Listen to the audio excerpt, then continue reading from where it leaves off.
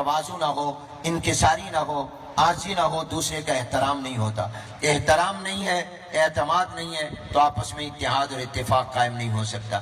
اس لیے میں یہ سمجھتا ہوں کہ نچلی سطح سے اوپر تک ہر ضلع میں، ہر تحصیل میں مدارس کا اور علماء کا اور دینی لوگوں کا آپس میں رابطہ بڑھنا چاہیے، آپس میں اتحاد ہونا چاہیے، آپس میں اتفاق ہونا چاہیے، اور ایک دوسرے پر اعتماد ہونا چاہیے، ایک دوسرے کے اوپر کا احترام ہونا چاہیے۔ اور یاد رکھیے، اتحاد اور اتفاق اسی وقت ہو سکتا ہے کہ جو ڈیوٹی میری ہے وہ میں اس کو سر انجام دے رہا ہوں تو آپ میرے ساتھ اس میں تعاون کریں، معاونت کریں، مداخلت نہ کریں۔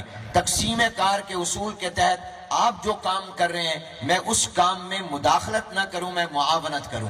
ہمارے ہاں کیا ہوتا ہے، ہم دوسرے کے کام میں معاونت کی بجائے مداخلت کرتے ہیں۔ دیکھیے، ہماری ذمہ داریوں کے اعتبار سے ہمارے کام اتفاقاً تقسیم ہو گئے ہیں۔ مراد میرے چند ادارے ہیں، مثال کے طور پر دعوت و تبلیغ کا کام ہے، تبلیغی جماعت کر رہی ہے۔ مجھے اور آپ کو کیا چاہیے؟ مجھے اور آپ کو یہ نہیں چاہیے کہ ہم اس کے مقابلے میں دعوت و تبلیغ کی ایک جماعت بنا کے ہم کام شروع کر دیں۔ ہمارا کام یہ ہے کہ ہم دعوت و تبلیغ کے کام میں اس کو مضبوط کریں، ان کی معاونت کریں، ان کے نظام میں مداخلت نہ کریں، ان کے معاون بنیں۔ ہم اس کے مقابلے میں نئی جماعت نہ بنائیں۔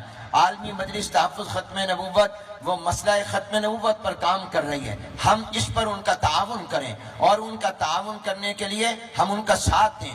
ہم ان کے نظام میں مداخلت نہ کریں، ہم معاونت کریں۔ ہم ان کے ساتھ، ہماری ایک جماعت جمعیت علماء اسلام میدان میں ہے، سیاست میں، دینی سیاست اور اسلامی سیاست میں ہے۔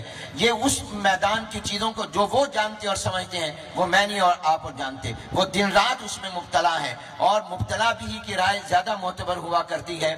آپ تو فقہ کے اندر بھی یہ اصول ہے، ہم اس میں ان کے مقابلے میں جماعت کی بجائے ہم ان کے ساتھ معاون بنیں، ہم ان کے کام میں مداخلت نہ کریں، اس لیے کہ ایک تقسیم کار کا اصول ہے۔ اسی طرح پر دینی مدارس کے تحفظ، دینی مدارس کی بقا، دینی مدارس کے استحکام کا کام اللہ نے وفاق المدارس کے حوالے کر دیا۔ ہم وفاق المدارس کے نظام کے معاون بنیں، ہم اس میں مداخلت نہ کریں، ہم معاونت کریں، مداخلت نہ کریں۔